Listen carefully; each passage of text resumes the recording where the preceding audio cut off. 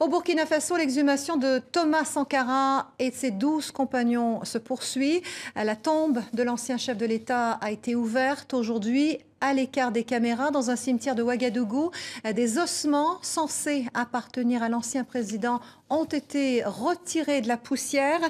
Pas d'image donc de cette opération exceptionnelle. Marc Bettinelli, vous êtes journaliste au mondafrique.fr. Pas d'image, mais beaucoup de commentaires sur les réseaux sociaux. Ouais, tout à fait. On peut dire d'abord que c'est un sujet qui a été très repris par la presse internationale et donc très partagé ensuite sur les réseaux sociaux. Nous, par exemple, au monde.fr, ça a été un des sujets les plus partagés du site ces dernières 24 heures. Alors, Jeune Afrique écrivait que le Burkina retenait son souffle et c'est très vrai. On a l'impression d'être dans un entre-deux. C'est à la fois un aboutissement, l'aboutissement d'un certain mystère et peut-être le début de la vérité. Je vous cite un tweet d'un internaute qui disait que sous peu, on saura qui reposait là. Donc, on sent beaucoup d'attentes et une attente qui dépasse le pays, le Burkina Faso.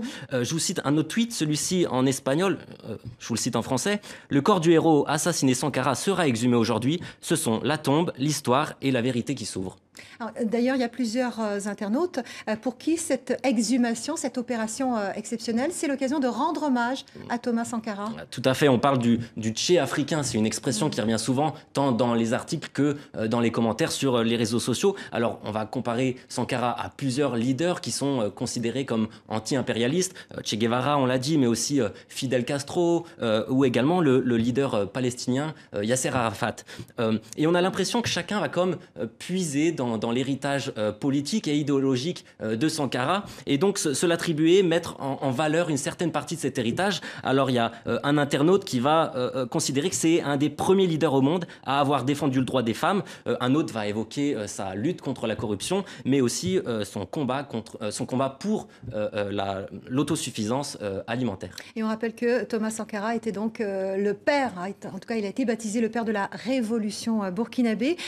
Pour certains, Marc, cette exhumation, c'est aussi l'occasion de réhabiliter l'image d'autres personnalités africaines. Exactement, on espère que ça va faire peut-être tache d'huile et que ça va ouvrir la porte à d'autres enquêtes. Il y a un personnage notamment qui revient, c'est Patrice Lumumba, qui est le héros de l'indépendance de la République démocratique du Congo. Alors on se souvient qu'il a été assassiné en 1961, mais son corps n'a jamais été retrouvé. Il y a eu des services secrets qui ont été accusés, les services secrets belges, américains, britanniques également, mais les circonstances de sa mort restent un mystère aujourd'hui. Donc on espère que ce processus de transparence va faire tache d'huile et qui pourrait inspirer d'autres pays, d'autres situations. Je vous ai cité un personnage, mais il y a également donc d'autres situations. Je lisais par exemple que un blogueur guinéen sur son blog voyait lui un réel espoir dans ce processus de transparence et il citait par exemple pour son pays, la Guinée, le massacre du 28 septembre 2009. On se souvient que plus de 150 opposants